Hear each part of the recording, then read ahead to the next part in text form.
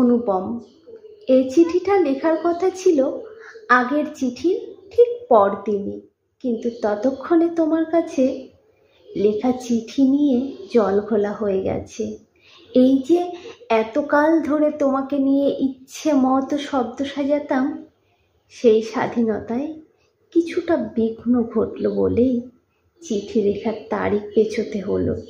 সংবাদ মাধ্যমে জেনে কিংবা না জেনে তিলকে তাল বানাচ্ছে। আমি তো সাধারণ মানুষ, ছোট্ট একটা ঘাস ফুলের চেয়েও সাদামাটা জীবন আমার।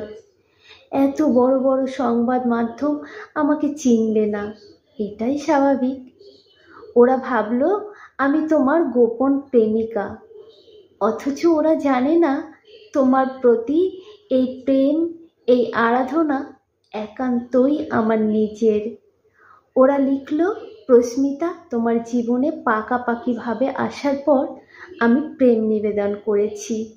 ওরা জানে না এই প্রেম 15 বছরের পুরনো।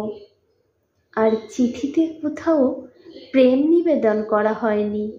যা করা হয়েছে তা নিখুঁত শুভ প্রার্থনা আর বাগান বিলাসের মতো কিছু দুঃখ বিলাস।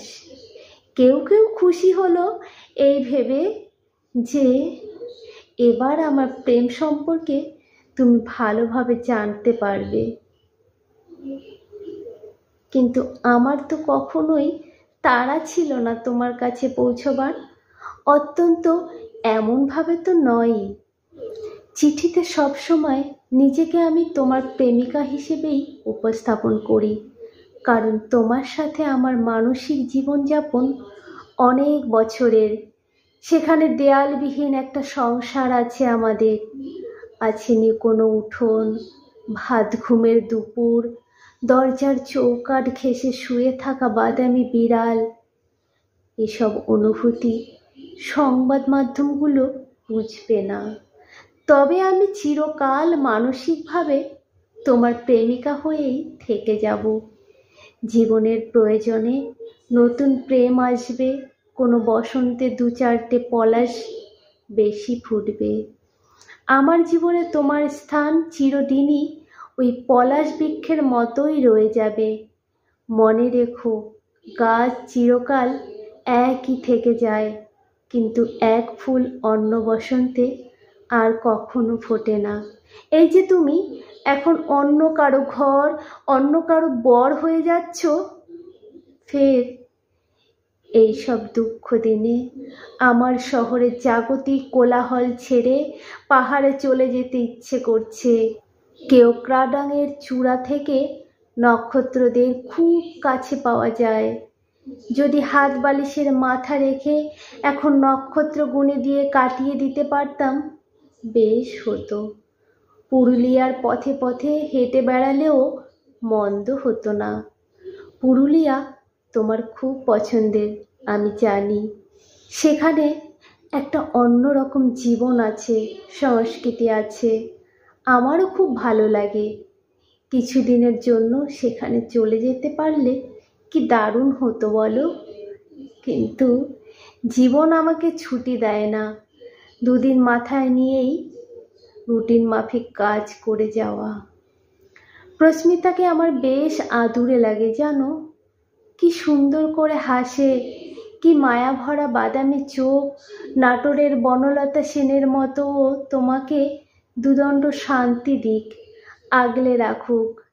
জীবনে আসলে শেষ পর্যন্ত আমরা নির্ভর হওয়ার মতোই একজন মানুষ খুঁজি। তোমাকে একে অপরের ছায়া তরু হয়ে ওঠে। প্রেম অপ্রেম সুন্দর বাঁচো। কয়েক মাস আগে এক দৈনিক পত্রিকায় প্রতিষ্ঠা বার্ষিকীতে গিয়েছিলাম।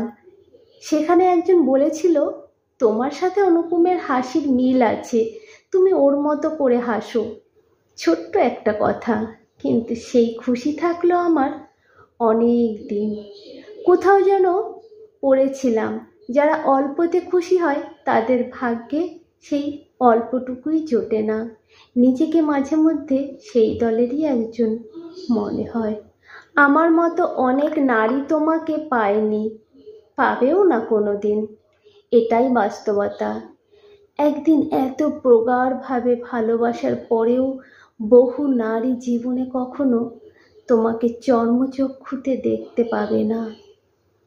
তাদের বাগানে এ বসন্তে কিছু ফুল বেশি ফুটুক, তারা রোদ গায়ে মেখে সূর্যমুখীর মতো হেসে উঠুক বারবার। সুরাইয়া হেনার একটা কবিতা দিয়ে আজ শেষ করছি। তোমার আরাধনায় সুগভীর গাঢ় মগ্নতা, গভীর ঘোর গ্রস্তে জেপা নাম। ঈশ্বরেরও তো ঈর্ষা হয় প্রিয়, দেখবে না, ছুব না, পাব না তোমারে, এই তো পরিণাম।